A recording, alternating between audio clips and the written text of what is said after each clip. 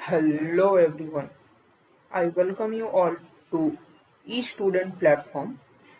तो last class में हम लोग क्वेश्चन नंबर 50 तक हम लोग सॉल्व कर लिए थे BHU PET केमिस्ट्री 2021 का। आज हम लोग स्टार्ट करेंगे क्वेश्चन नंबर 51 से। तो चलिए हम लोग इसे स्टार्ट करते हैं। क्वेश्चन नंबर 51 में ये पूछा है, the splitting of molecular rotational energy levels in presence of an external electric field is called. ठीक है, तो आपको इस बात पर ध्यान देना है। क्या पूछा है यहाँ पर? इलेक्ट्रिक फील्ड, है ना। तो ये देखिए कि ये एक तरीके का फैक्ट बेस्ड क्वेश्चन है, ये आपको पता होना चाहिए। तो इस क्वेश्चन में हम लोग के पास दो बहुत ही कंफ्यूजिंग टर्म्स हैं। एक है हम लोग के पास ज़ीमैन इफेक्ट और एक है हम लोग के पास स्टार्क इफेक्ट। तो आप हमेशा याद रखिएगा कि जब भी आपको इलेक्ट्रिक फील्ड दिया जाएगा, ठीक है, splitting in presence of an external electric field, तो वो होगा आपके पास हमेशा ही स्टार्क इफेक्ट। ठीक है, वो होगा हमेशा आपके पास स्टार्क इफेक्ट। और जब भी आपको दिया रहेगा splitting in presence of an external magnetic field, ठीक है, जब भी आपको मैग्नेटिक फील्ड दिया रहेगा तब ये होगा ज़ीमैन इफेक्ट। तो ये आपको याद रखना है, इसमें कोई समझने वाली बात नहीं है, ये एक फैक्ट बेस्ड क्वेश्चन है।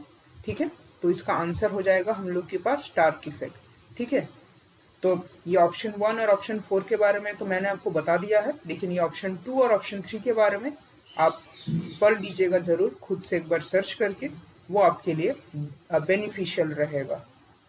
ठीक है, तो चलिए अब हम लोग अपना नेक्स्ट क्वेश्चन की ओर बढ़ते हैं। इसमें बताया गया है, a red shift can be defined as the shifting of an absorption to longer wavelength. In redshift, the shifting of absorption to lower energy occurs. अब इसमें हम लोग को बताना है कि इनमें से कौन सा स्टेटमेंट सही है और कौन सा स्टेटमेंट गलत है। ठीक है, तो ये क्वेश्चन आपको पहचानना पड़ेगा। ये रेड शिफ्ट, ये क्वेश्चन कौन सा टॉपिक का है ना। तो ये क्वेश्चन है हम लोगों के पास यूवी विजिबल स्पेक्ट्रोस्कोपी से, यूवी विजिबल स्पेक्ट्रोस्कोपी से। ठीक है, यूवी विजिबल स्पेक्ट्रा, वहां से पूछा है। ठीक है, तो वहां पर हम लोग क्या पढ़ते हैं? रेड शिफ्ट पढ़ते हैं। और इसको हम लोग, इस रेड शिफ्ट को हम लोग एक और नाम से भी जानते हैं। ठीक है, रेड शिफ्ट, या फिर हम लोग इसे जानते हैं बैथोक्रोमिक शिफ्ट। ठीक है, तो यही क्वेश्चन में भी आपको नेक्स्ट ईयर ऐसे पूछ ले कि बैथोक्रोमिक शिफ्ट में क्या होता है। ठीक है, तो बैथोक्रोमिक शिफ्ट। अच्छा, अब मैं आपको एक ग्राफ बताने वाला हूं, उसे ध्यान से देखिएगा।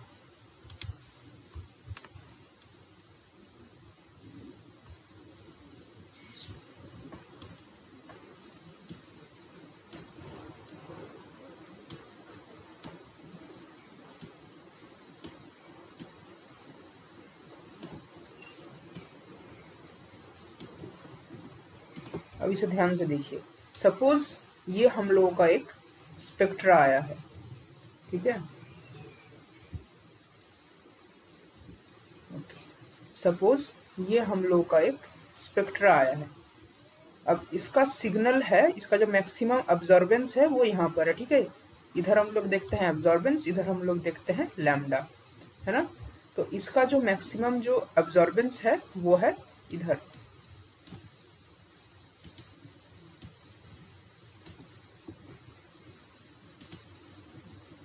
अब इसमें हम लोग को 4 तरीके के शिफ्ट दिख सकते हैं।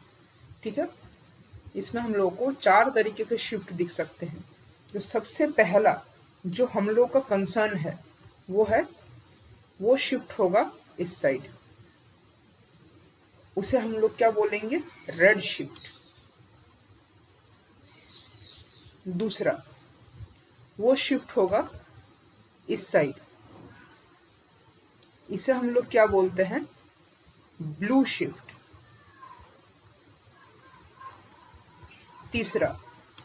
तीसरा शिफ्ट होगा ऊपर की तरफ, इसे हम लोग बोलते हैं हाइपोक्रोमिक, सॉरी इसे हम लोग बोलते हैं हाइपरक्रोमिक शिफ्ट। क्या बोलेंगे इसे हम लोग? Hyper chromic shift. और एक शिफ्ट होता है नीचे की ओर, ठीक है।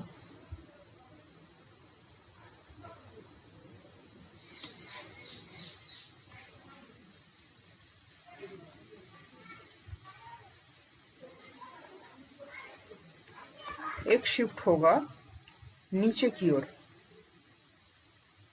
जिसे हम लोग नाम देते हैं हाइपोक्रोमिक शिफ्ट।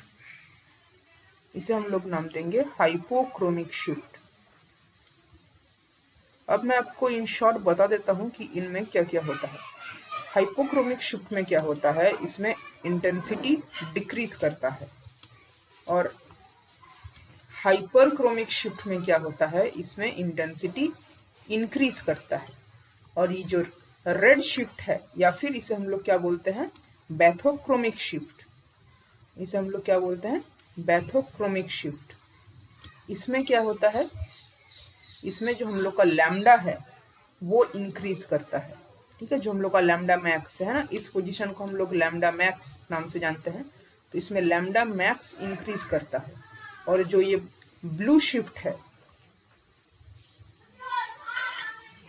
ब्लू शिफ्ट में क्या होता है, इसे हम लोग किस नाम से जानते हैं, इसे हम लोग नाम से जानते हैं हिप्सोक्रोमिक शिफ्ट। इसे हम लोग नाम से जानते हैं हिप्सोक्रोमिक शिफ्ट।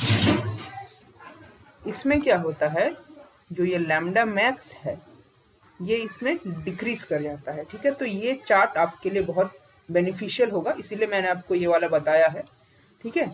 और हम लोग का कंसर्न क्या है, रेड शिफ्ट या फिर बैथोक्रोमिक शिफ्ट। तो उसमें क्या होता है, देखिए, it can be defined as the shifting of an absorption, ठीक है। शिफ्टिंग ऑफ एब्जॉर्प्शन, हाँ इसमें शिफ्टिंग तो हो रहा है, shifting of an absorption to a longer wavelength, है ना। तो इसमें क्या हो रहा है, लैम्डा मैक्स बढ़ जाएगा, तो यानी कि इसे हम लोग बोल सकते हैं कि ये लॉन्गर वेवलेंथ की ओर जा रहा है, ठीक है।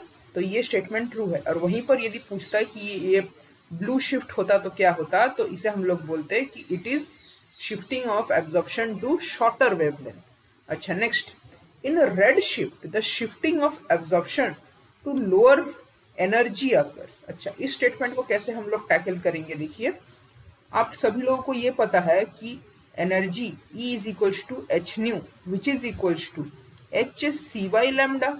यानी कि एनर्जी जो होता है it is inversely proportional to lambda. तो रेड शिफ्ट में जो हम लोग देख रहे हैं, रेड शिफ्ट में क्या देख रहे हैं हम लोग, कि लैम्डा बढ़ रहा है। यदि लैम्डा बढ़ेगा तो ये एनर्जी जो होगा वो डिक्रीज होगा, डिक्रीज, ठीक है। तो ये जो स्टेटमेंट है, in red shift shifting of absorption occurs to lower energy, है ना। तो लोअर एनर्जी हो रहा है, यहाँ पर एनर्जी डिक्रीज हो जा रहा है, तो ये स्टेटमेंट भी ट्रू है, ठीक है। तो ये स्टेटमेंट भी ट्रू हुआ, तो हम लोग का दोनों स्टेटमेंट करेक्ट है। तो ऑप्शन नंबर 1 हम लोग का सही आंसर है। अब चलिए नेक्स्ट क्वेश्चन की ओर देखते हैं।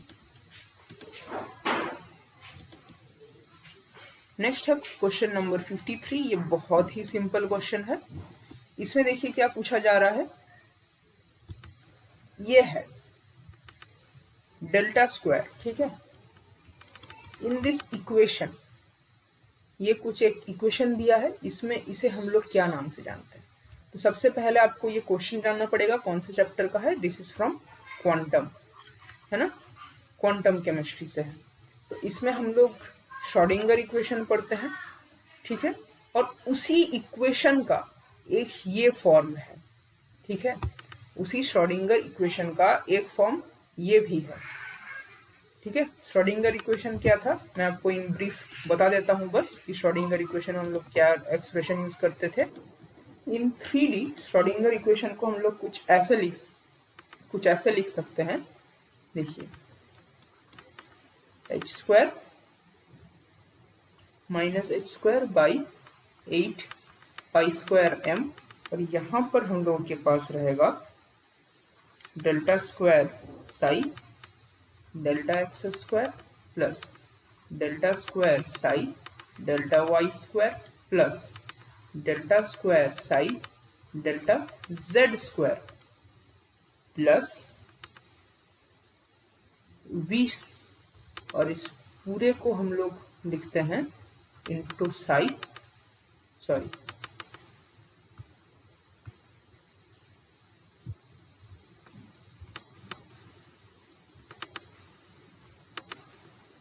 प्लस हम लोग यहाँ पर लिखेंगे V psi which is equals to E psi. ठीक है, ये टर्म्स वगैरह आपको तो शायद से पता ही होगा। वी है पोटेंशियल एनर्जी, ई है एनर्जी, ठीक है, ये एक्स वाई जेड ये सब डायमेंशंस है, एच प्लैंक्स कांस्टेंट है, ये सब है। अब इसको हम लोग, पर हम लोगों को तो यहाँ पर एक कोई दूसरा ऑपरेटर दिख रहा है ना। इस ये जो ऑपरेटर है इसे हम लोग क्या कहते हैं और इसका वैल्यू क्या है, ठीक है, ये अभी मैं आपको बताता हूँ।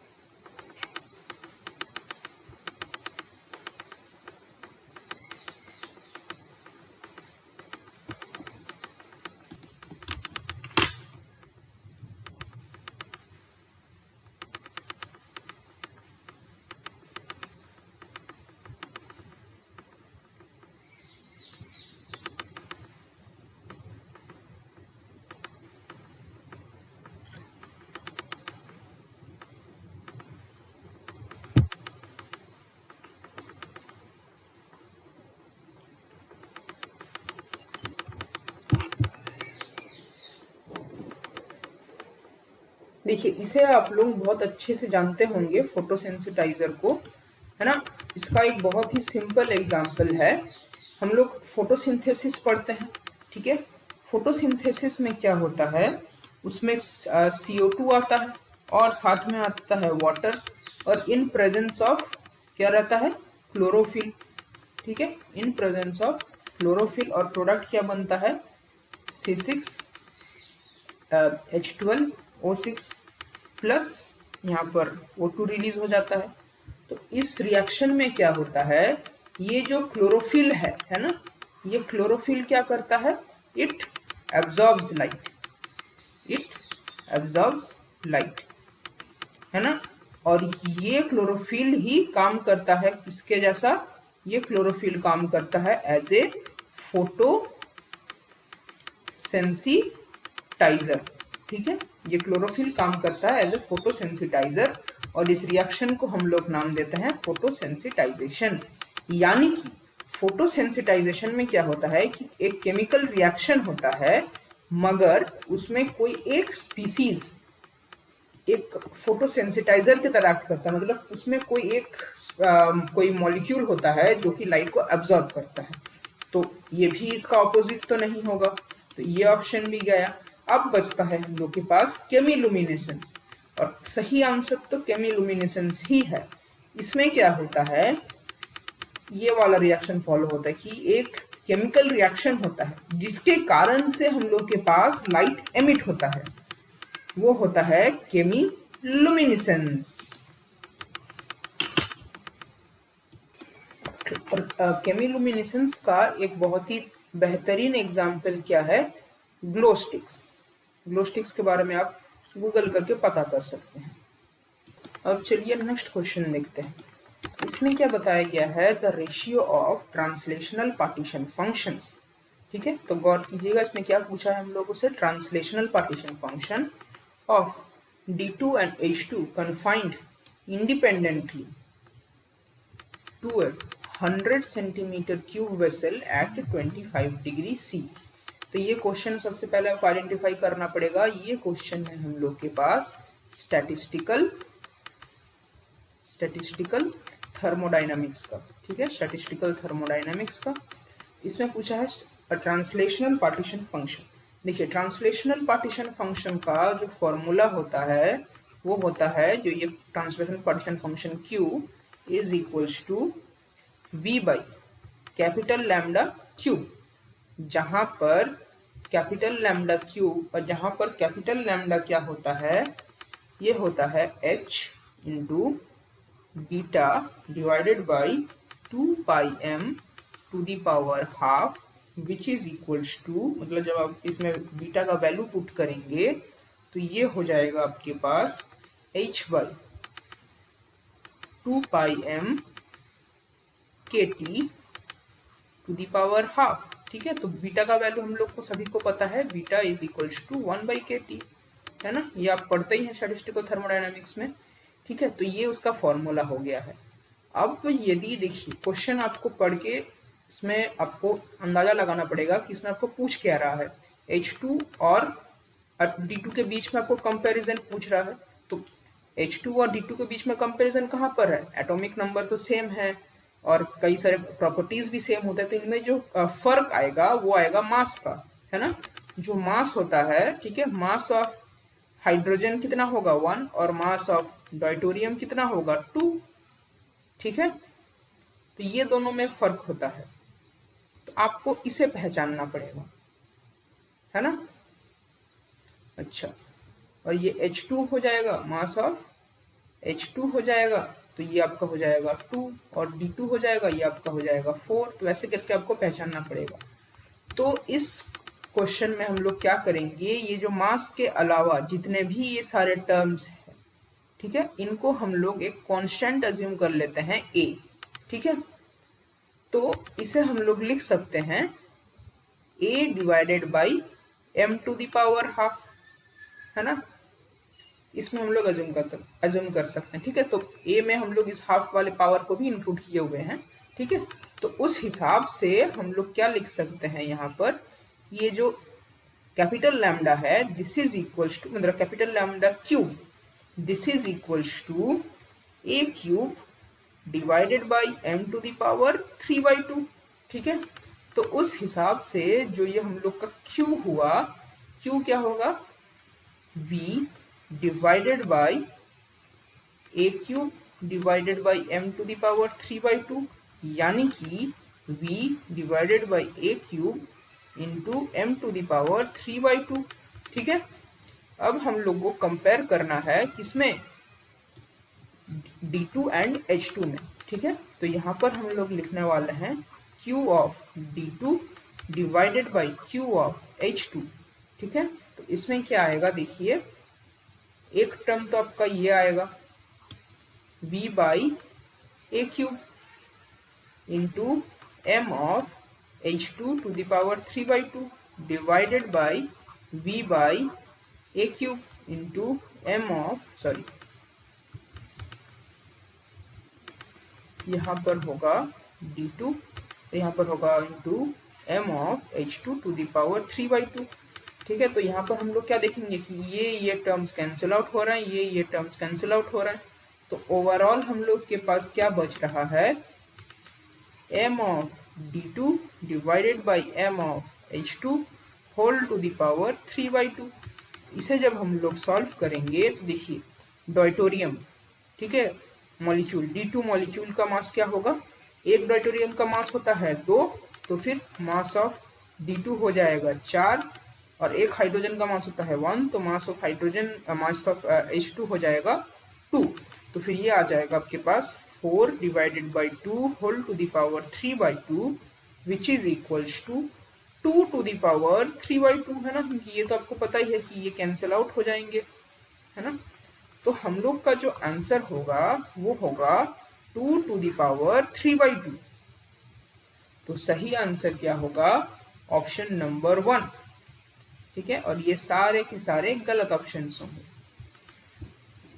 तो इस क्वेश्चन के लिए आपको ये वाला फॉर्मूला याद होना मैंडेटरी था, एटलीस्ट ये रिलेशन, कौन सा रिलेशन, कि Q is directly proportional to m to the power 3/2, है ना, ये वाला रिलेशन आपको याद होना मैंडेटरी है इस क्वेश्चन के लिए।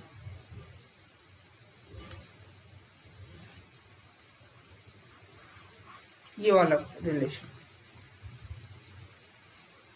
Q is proportional to m to the power 3/2। अब चलिए नेक्स्ट क्वेश्चन की ओर बढ़ते हैं।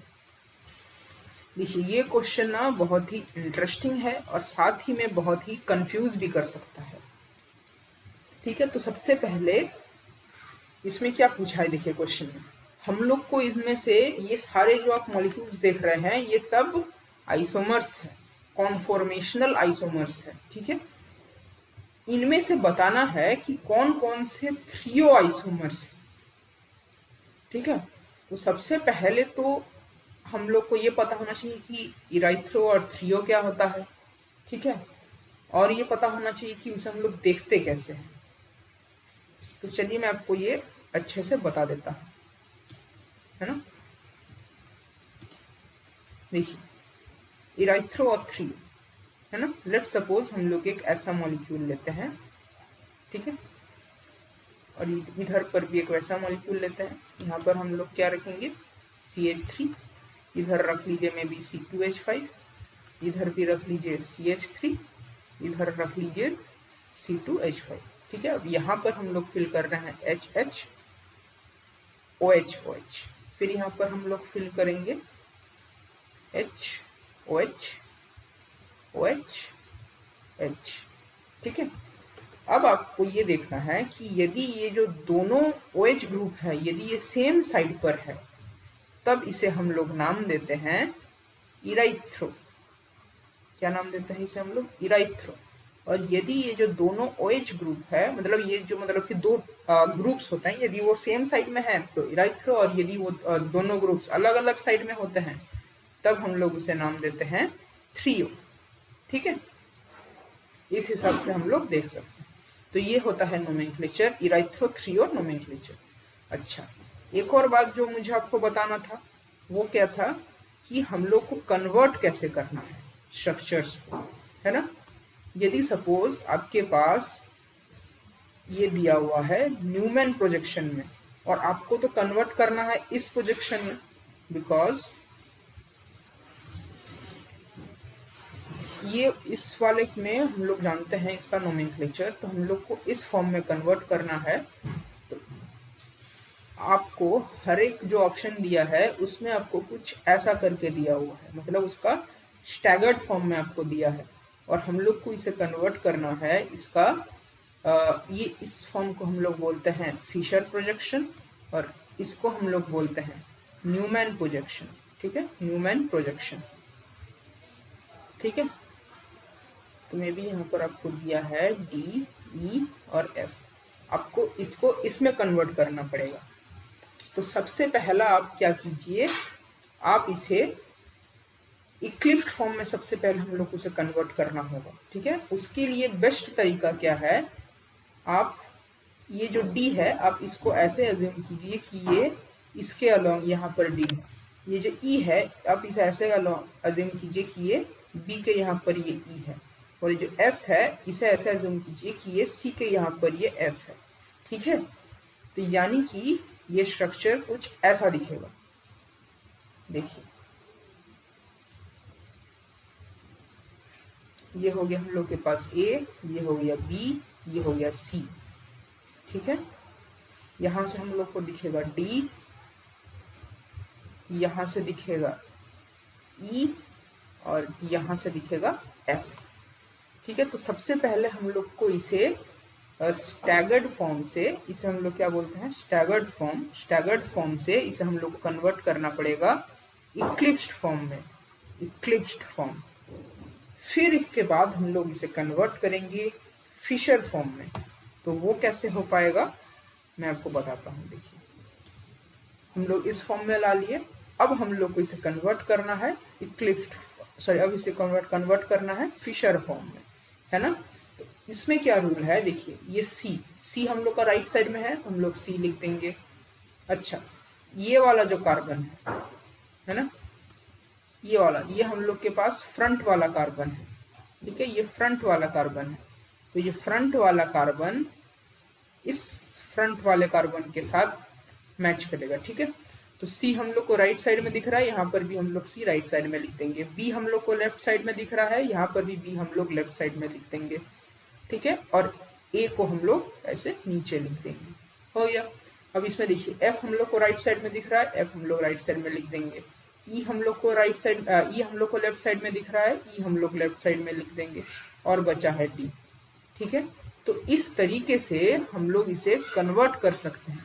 देखिए इस वाले स्ट्रक्चर से मैंने इस वाले स्ट्रक्चर में कन्वर्ट किया। अब इसके बाद हम लोग आसानी से बोल सकते हैं कि वो इराइथ्रो है कि वो थ्रियो है, ठीक है। तो अब चलिए एक एक करके हम लोग हर एक स्ट्रक्चर को कन्वर्ट करते हैं, है ना। तो अब आप डायरेक्ट समझ गए कि यहाँ से हम लोग डायरेक्टली यहाँ तक कैसे पहुँच सकते हैं, है ना। ये हम लोग ऐसे करके डॉटेड लाइन कर देंगे और फिर डॉटेड लाइन के अकॉर्डिंग हम लोग अपना पोजीशन वगैरह बैठा लेंगे, ठीक है। अब चलिए बैक टू द क्वेश्चन, ठीक है। तो सबसे पहला जो मॉलिक्यूल है, ठीक है, इसमें देखिए इसको हम लोग पहले कन्वर्ट करते हैं। ये जो OH है, OH यहाँ पर आ जाएगा, ये जो हाइड्रोजन है, हाइड्रोजन यहाँ पर आ जाएगा, और ये जो मिथाइल है, मिथाइल यहाँ पर आ जाएगा। तो इसको यदि हम लोग कन्वर्ट करते हैं फिशर फॉर्म में, तो इसका स्ट्रक्चर कैसा होगा बताइए, है ना। आप खुद भी इसे सॉल्व करते रहिए। देखिए ये क्लोरीन राइट में है, क्लोरीन राइट, हाइड्रोजन लेफ्ट में है, हाइड्रोजन लेफ्ट, फिर ये हाइड्रोजन है ना, इस OH को नहीं देखना है, इस हाइड्रोजन को देखना है। ये हाइड्रोजन राइट में है, हाइड्रोजन राइट, OH लेफ्ट में है, OH लेफ्ट में है, और यहाँ पर एक मिथाइल, यहाँ पर एक मिथाइल, हो गया। चलिए अब नेक्स्ट वाले को देखते हैं। नेक्स्ट वाले में देखिए एक हाइड्रोजन इधर आ जाएगा और ये OH इधर आ जाएगा और ये मिथाइल ऊपर आ जाएगा। अब इसे हम लोग कन्वर्ट करते हैं, ठीक है। देखिए हाइड्रोजन राइट में है, Cl लेफ्ट में है, ये इधर हाइड्रोजन इधर क्लोरीन, उसी तरीके से, है ना। OH हम लोग का राइट में है और H हम लोग का लेफ्ट में है, और ऊपर नीचे मिथाइल मिथाइल आ जाएगा। अच्छा नेक्स्ट वाले को देखते हैं। देखिए OH आ जाएगा इधर, हाइड्रोजन आ जाएगा इधर, मिथाइल आ जाएगा ऊपर। इसे हम लोग कन्वर्ट करते हैं। देखिए इसमें क्या है, देखिए ये हो गया मिथाइल, ये हो गया मिथाइल, ठीक है। एक हाइड्रोजन इधर, क्लोरीन इधर, ठीक है। अब ये हाइड्रोजन इधर, OH इधर, ठीक है। अब नेक्स्ट वाले में देखते हैं। देखिए इधर आ जाएगा हाइड्रोजन, इधर आ जाएगा OH। अब इसे हम लोग कन्वर्ट करते हैं। देखिए इसे कन्वर्ट करेंगे तो ये कैसा दिखेगा, क्लोरीन राइट में, हाइड्रोजन लेफ्ट में, OH राइट में, H लेफ्ट में, ये हो गया मिथाइल, ये हो गया मिथाइल, ठीक है। अब देखिए इसमें हम लोग को क्या देखना है कि ये हाइड्रोजन का यदि हम लोग बस पोजीशन मैच कर ले तो क्या दिखेगा हम लोगों को। देखिए इस वाले में क्या है, देखिए थ्रियो मैंने क्या बताया था कि जो दो ग्रुप्स हैं वो अलग अलग होने चाहिए, एक साथ नहीं होने चाहिए। तो इसमें देखिए OH और Cl अलग अलग पोजीशन पर, मतलब अलग अलग साइड पर है, तो ये हम लोग का हो जाएगा थ्रियो। मगर इसमें भी देखिए OH अलग में है, Cl अलग में है, ये भी हो जाएगा थ्रियो। मगर इसमें देखिए ये दोनों सेम में है, एक साइड में है, तो ये हो जाएगा इराइथ्रो। इसमें भी देखिए ये दोनों सेम साइड में है, तो ये हो जाएगा इराइथ्रो, ठीक है। तो हम लोग के पास कौन कौन से हो रहे हैं जो कि थ्रियो आइसोमर है, वो है A एंड B। तो हम लोग का सही ऑप्शन कौन सा होगा, option A and B, A and B only. ये हो गया फर्स्ट आंसर, ठीक है।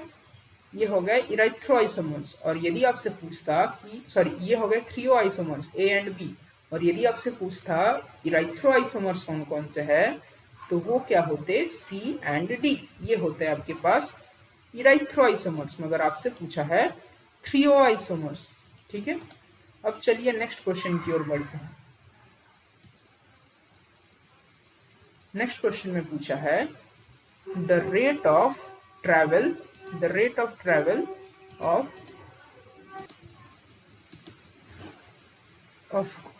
rate of travel in a chromatographic column is directly related to।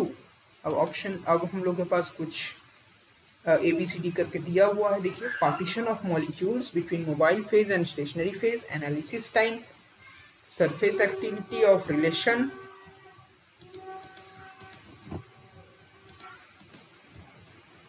partition of molecule between mobile phase and stationary phase, analysis time, surface activity of stationary phase, volume of mobile phase, velocity of mobile phase। इनमें से हम लोग को correct option बताना है। तो गौर से देखिए, इस क्वेश्चन में हम लोगों से क्या पूछा है, ये पूछा है the rate of travel in a chromatographic column, है ना। तो इसके लिए आपको एक बेसिक आइडिया होना चाहिए कि ये क्रोमेटोग्राफिक कॉलम क्या है। मतलब ये क्वेश्चन है किससे, क्रोमेटोग्राफी से, ठीक है। और ये पूछा है कॉलम क्रोमेटोग्राफी से, ठीक है। तो ये सपोज हम लोग के पास एक क्रोमेटोग्राफिक कॉलम होता है, इनमें यहाँ पर हम लोग के पास स्टेशनरी फेज होता है, ठीक है। और यहाँ से हम लोग अपना जो एनालाइट है और जो मोबाइल फेज है वो हम लोग यहाँ से डालते हैं और यहाँ से वो निकल जाता है, ठीक है। मतलब और इसी तरीके से हम लोग इसमें सेपरेट कर सकते हैं। अब पूछा है कि ये जो रेट ऑफ ट्रैवल है, ठीक है, मतलब ये कितना तेजी से यहाँ से सॉल्यूट पास होगा, ठीक है, या फिर यहाँ से जो ये हम लोग डाल रहे हैं वो यहाँ से कितना तेजी से पास होगा, वो किस पर डिपेंड करेगा, ठीक है। रेट ऑफ ट्रैवल वो किस पर डिपेंड करेगा, उसका आंसर है, देखिए, एक तो वो किस पर डिपेंड करेगा, वेलोसिटी ऑफ मोबाइल फेस, ठीक है। यहाँ से यदि हम लोग बहुत तेजी से डालेंगे मोबाइल फेस को तो वो जल्दी जल्दी से नीचे आएगा, तो वेलोसिटी ऑफ मोबाइल फेस तो एक करेक्ट आंसर है। एक है, देखिए, वॉल्यूम ऑफ मोबाइल फेस, यदि हम लोग यहाँ से ज़्यादा करके हम लोग यहाँ से मोबाइल फेस डाल देंगे तो भी वो जल्दी जल्दी नीचे आ जाएगा, तो वॉल्यूम ऑफ मोबाइल फेस, ठीक है। ये दोनों तो आपके पास श्योर शॉर्ट आंसर है। तो अभी आपको सर्च करना है कि यहाँ पर डी और ई कहाँ पर है। देखिए, डी और ई है नहीं, डी और ई है नहीं, डी और ई है नहीं, यहाँ पर है डी और ई, हाँ। तो डी और ई के साथ है ए। ए में क्या बताया गया है, partition of molecule between mobile phase and stationary phase, ठीक है। तो क्योंकि ये हम लोग को देखिए, मतलब कि सॉल्यूट कितना तेजी से यहाँ से सेपरेट होगा उस पर डिपेंड करता है। तो यदि ये पार्टीशन यदि अच्छे से नहीं हो पाता है, ठीक है, मतलब यदि जो सॉल्यूट है, ठीक है, सॉल्यूट है, या तो वो स्टेशनरी फेज की तरफ अट्रैक्ट होगा या तो वो मोबाइल फेज की तरफ अट्रैक्ट होगा। यदि वो मोबाइल फेज की तरफ अट्रैक्ट होगा, तब यदि हम लोग मोबाइल फेज डालेंगे तो ये सॉल्यूट क्या करेगा, ये सॉल्यूट मोबाइल फेज के साथ निकल जाएगा, ठीक है। मतलब ये सॉल्यूट जल्दी जल्दी से निकल जाएगा। मगर यदि ये सॉल्यूट स्टेशनरी फेज के साथ अच्छा रिश्ता बनाता है, तब क्या होगा इसमें, तब इसमें होगा क्या, ये स्टेशनरी फेज के साथ रहना पसंद करेगा, तो फिर ये मोबाइल फेज के साथ नहीं निकलेगा, ठीक है। ये मोबाइल फेज के साथ नहीं निकलेगा तो फिर इसका टाइम ज़्यादा लगेगा। यानी कि यदि इसका पार्टीशन अच्छे से हुआ और यदि ये मोबाइल फेज के साथ यदि इसका मतलब कि फ्रेंडशिप अच्छा हुआ, तो फिर इसमें जो रेट ऑफ ट्रैवल है वो बढ़ जाएगा, है ना। यानी कि हम लोग ये कह सकते हैं कि जो रेट ऑफ ट्रैवल है it is directly related to partition of molecule between mobile phase and stationary phase. तो ये ऑप्शन भी हम लोग का सही होता है, ठीक है। तो ये भी ट्रू, ये भी ट्रू, ये भी ट्रू, बट ये दोनों फॉल्स है, ठीक है। एनालिसिस टाइम एनालिसिस करके आप क्या ही मतलब कि निकाल लेंगे ना, उससे तो कोई रिलेटेड नहीं होता है रेट ऑफ वॉल्यूम, ठीक है। और surface activity of stationary phase, ठीक है, तो स्टेशनरी फेज के सरफेस पर क्या एक्टिविटी होता है उससे भी कुछ रिलेटेड नहीं होता है। तो ऑप्शन है हम लोग के पास ए, डी एंड ई, ठीक है। अब चलिए हम लोग नेक्स्ट क्वेश्चन की ओर देखते हैं। ये देखिए, ये question, molar absorptivity is generally expressed in terms of, ठीक है। तो हम लोग को मोलर अब्जॉर्प्टिविटी का यूनिट बताना है, ठीक है। तो इसके लिए आपके पास काम में आएगा आपका यूनिट कन्वर्शन का कंसेप्ट, ठीक है। तो फिजिकल केमिस्ट्री में आपको यूनिट कन्वर्शन बहुत ही इंपॉर्टेंट है। मगर ये क्वेश्चन आप फिजिकल केमिस्ट्री से भी आप बता सकते हैं या फिर इसे हम लोग एनालिटिकल केमिस्ट्री में भी पढ़ते हैं, ठीक है। मतलब ये क्वेश्चन बेसिकली किससे है, बियर्स-लैम्बर्ट्स लॉ से है, ठीक है।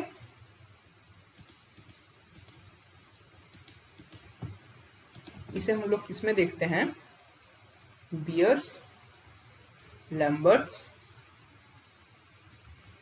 लॉ, ठीक है। और उसका फॉर्मूला क्या होता है, A is equals to epsilon C B, जहां पर A क्या होता है, A होता है हम लोग के पास एब्जॉर्बेंस, जिसका यूनिट नहीं होता है, ठीक है, ये होता है नो यूनिट या फिर यूनिटलेस। एप्साइलन क्या होता है हम लोग के पास, मोलर एब्जॉर्प्टिविटी, एब्जॉर्प्टिविटी, और इसका यूनिट हम लोग को फाइंड आउट करना है। सी होता है हम लोग के पास कंसेंट्रेशन, जिसका यूनिट क्या लेंगे हम लोग, मोल लीटर इनवर्स यानी कि मोल पर लीटर। और बी होता है हम लोग के पास पाथ लेंथ, पाथ लेंथ है ना, जो हम लोग का क्यूबेट होता है उसका लेंथ, उसका पाथ लेंथ। इसका यूनिट हम लोग ले रहे हैं यहाँ पर सेंटीमीटर, ठीक है। देखिए इसे हम लोग सेंटीमीटर में भी ले सकते हैं, मीटर में भी ले सकते हैं, पर ऑप्शन के हिसाब से हम लोग को चलना पड़ेगा, तो यहाँ पर सेंटीमीटर में लिया गया है।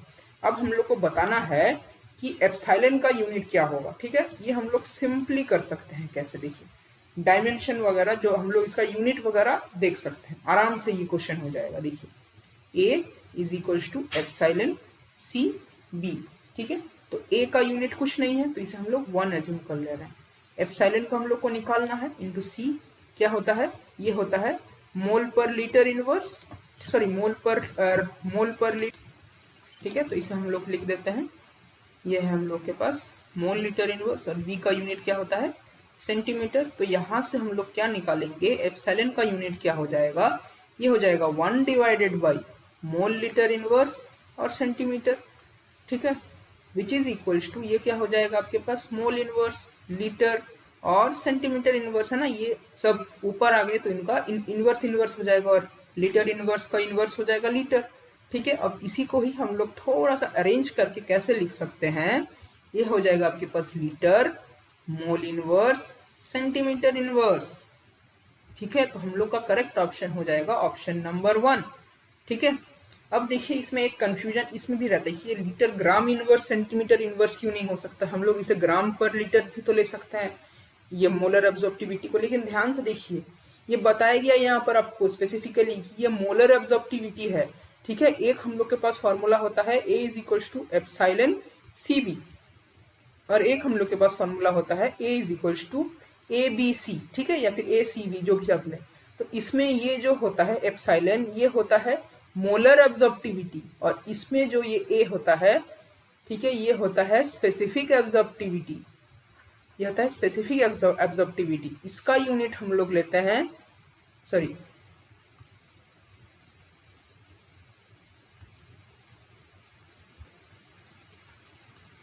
इसका यूनिट हम लोग लेते हैं in terms of litre mole inverse centimetre inverse, और इसका यूनिट हम लोग लेते हैं लीटर ग्राम इनवर्स सेंटीमीटर इनवर्स। तो ये होता है दोनों के बीच में फर्क। यदि आपको ये इसी क्वेश्चन में स्पेसिफिक एब्जॉर्प्टिविटी पूछता तब आपको ये फोर्थ ऑप्शन बताना पड़ता, मगर ये आपका फर्स्ट ऑप्शन होगा, तो इसके बीच में भी आपको अच्छे से ध्यान रखना है।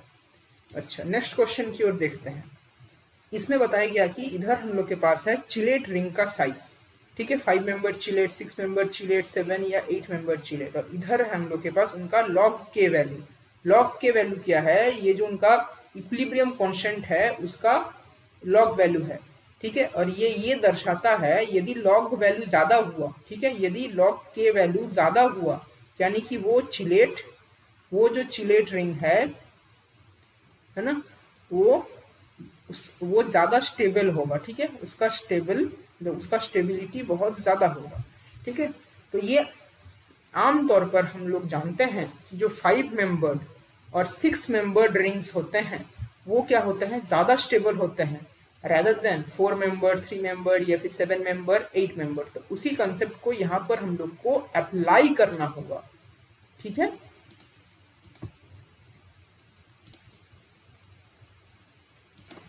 देखिए तो सबसे पहली बात कि 8 मेंबर वाला चिलेट रिंग सबसे कम स्टेबल होगा, तो 8 का आंसर, डी का आंसर होगा 1, ठीक है, मतलब ये 5, तो डी का आंसर 1 होगा,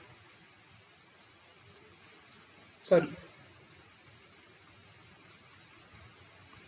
4.6 है ना, 4.6 होगा, तो डी का आंसर होगा 3। ठीक है, तो एक तो ये ऑप्शन दिख रहा है, एक तो ये ऑप्शन दिख रहा है, तो ये ऑप्शन तो पहले ही कट हो गए। ठीक है, फिर उसके बाद वाला स्टेबल होगा सी, तो सी का आंसर होगा यानी कि 7 मेंबर चिलेट रिंग का आंसर होगा 1 यानी कि 5.0, तो दोनों में ही है। ठीक है, C1 और D3 अब हम लोग को ये बताना है कि 5 और 6 मेंबर में से कौन ज्यादा स्टेबल होता है। तो 5 और 6 मेंबर में से आमतौर पर 6 मेंबर ज्यादा स्टेबल होता है, तो 6 मेंबर का आंसर होगा 10.5 और 5 मेंबर का आंसर होगा 7.2, तो B4A2 तो हम लोग का करेक्ट ऑप्शन होगा ऑप्शन नंबर 3। ठीक है, तो ऐसे करके सॉल्व करना था। तो आई होप आपको आज के क्लास में सब कुछ समझ में आया होगा। इन केस आपको कोई भी क्वेरी रहता है तो आप बेझिझक पूछ सकते हैं। तो हम लोग फिर मिलेंगे नेक्स्ट क्लास में, तब तक के लिए गुड बाय एंड जय हिंद।